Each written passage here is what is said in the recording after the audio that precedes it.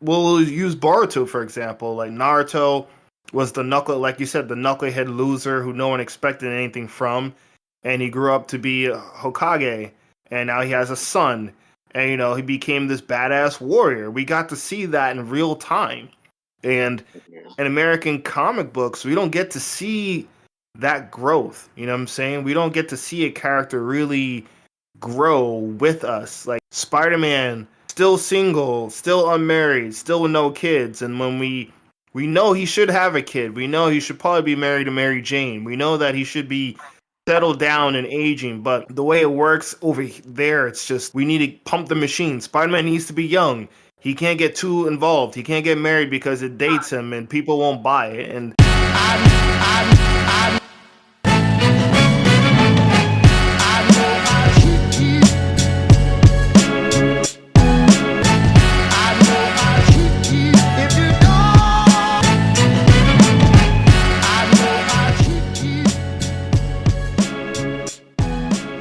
And I think that's another thing that kind of separates manga from comics is the creativity, the limitations on creativity.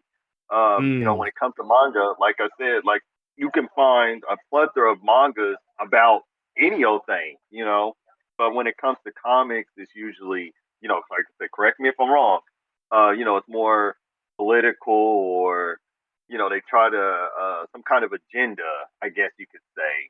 But and I think that's why a lot of people are more gravitating. Like, I guess another thing, with a lot of DC, I think it's more so DC. Correct me if I'm mhm. wrong. They're taking like characters and throwing and relabeling them. Making characters that weren't gay now gay or something like that. Like, I'm not trying to. I have nothing against you know gay people or anything like that. I have nothing against people's sexuality, but I'm just saying people.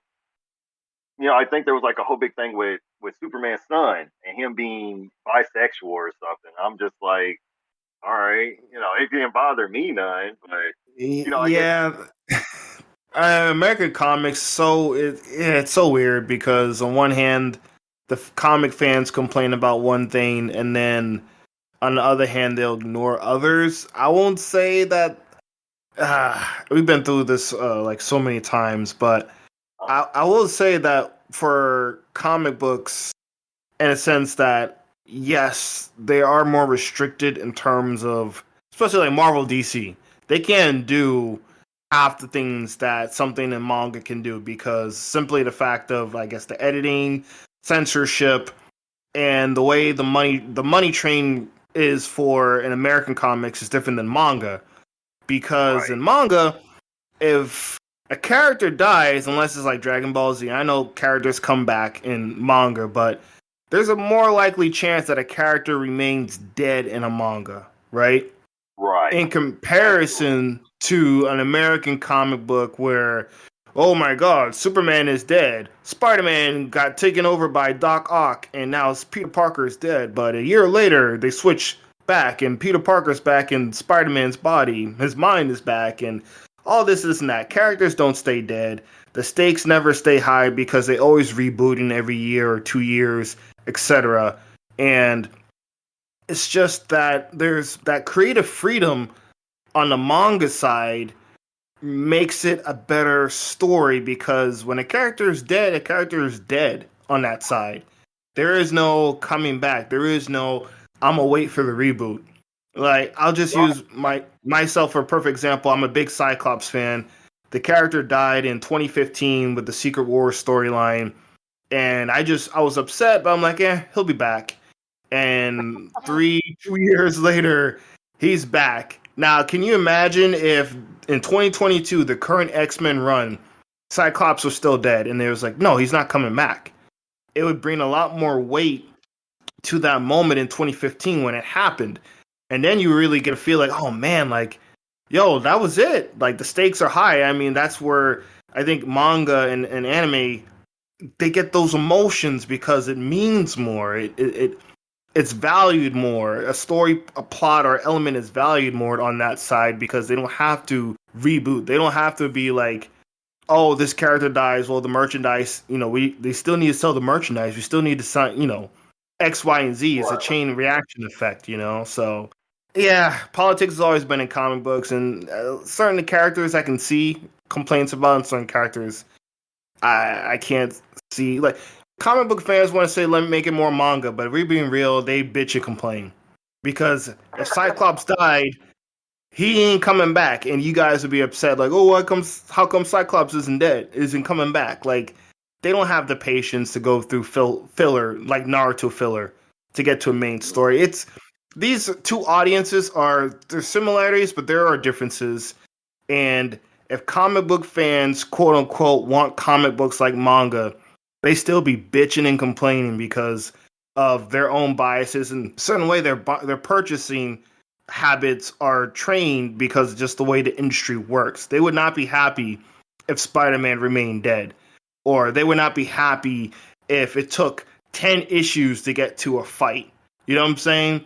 They would not be happy if like the new status quo was changed and oh my god, my main character, he's no longer the main character. You mean Boruto is now going to be continuing? That's it.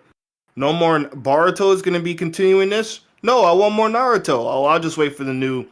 In a year they'll reboot this and Naruto will be the main character again. Like they'll be bitching, complaining too, man. Don't let them fool you. You know what's funny about the whole Boruto thing? What's that? Is that okay? So when Naruto ended, Boruto was actually written by another person.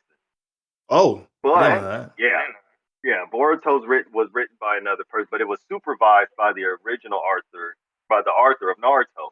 Okay, Same thing with Dragon Ball Super. Different Arthur, but supervised by the original. gotcha. Um, with Boruto, I guess the writer of Boruto had plans because I guess I don't know. I guess I want to say Japan sort of looks at how the influence, sales and stuff like that, and people wasn't really feeling Boruto's character. So the original Mm. art, the Arthur of Naruto came back, and now he's writing Boruto. And so it's like I guess like this is just a theory, but I guess the writer that did that was doing Boruto had plans to kill off Naruto, and they was like, I don't know. He I tried don't to put know. Naruto on the chopping block, huh? Yeah, but I guess the original, the Arthur Naruto came in and instead of killing off Naruto, because I guess they was at the part where Naruto was gonna die, but instead of killing off Naruto, they killed off Kurama, which is the fox the fox inside of Naruto killed him off, uh, and yeah, spoiler for people who haven't seen it, but but yeah, it's so I guess they kind of do that sometimes, depending on, because it does sound like, killing off, it's the next generation. So it makes sense for Naruto and the older shinobi to die, and the new generation to take over. But I guess people are so attached to Naruto, you know, we got attached to when he was this little knucklehead ninja, running around the hidden league, causing mischief. Now we've seen him as Hokage, he reached his dream, and now you're going to kill the man off. Like you don't want that. So I think fans do influence what does and doesn't happen in manga. So I guess they're kind of in that medium is kind of similar. Like you said with killing off Cyclops. They've been around. X Men's been around what since the 50s, 60s, yep. 60s, 60s. So if they was gonna kill off Cyclops, that's like what almost 70 years in the making. 60, Yeah, yeah, yeah, right. 60, 70 years. Yeah, that's a Cyclops been around for a hot minute. So, Okay. Well, yeah, I had no idea. Well, I guess it can swing both ways for on the other side of the pond, where yeah, certain mangas or certain animes can get fan influence as well, so that those narrative choices don't stick. But I'll definitely say that those choices are more than likely to stick over there than in like American comic books per se. I definitely agree.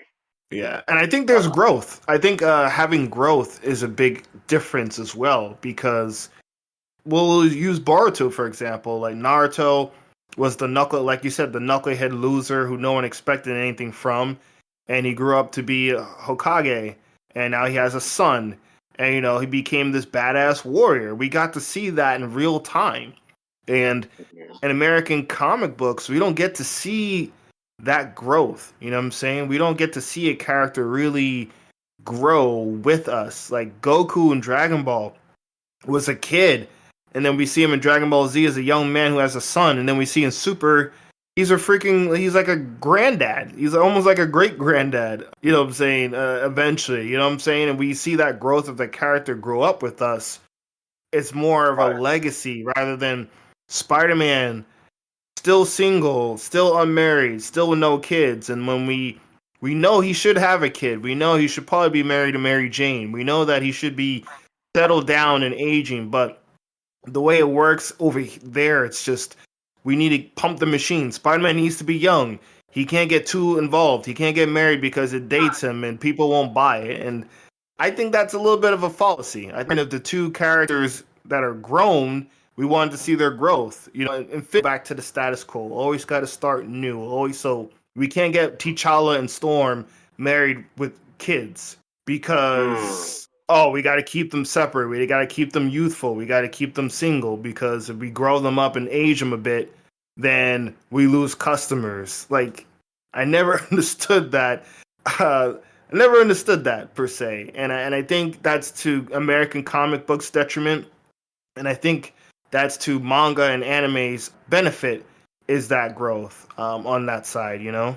Hmm. I agree. Yeah, I agree. I definitely agree with the with. I mean, I'm pretty sure there's a method to the madness. From a business perspective, like I said, I don't know. Like you said, keep them young, youthful, more acceptable to the crowd. Because there's younger comic book fans coming in, and into the industry.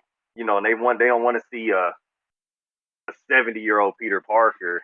you know, and didn't Peter never married Mary Jane? Yeah, it's a whole story, man. He did, and then he sold his soul to the devil to annul his marriage so that Aunt May live through a bullet wound. What? Yeah, Wow. dude.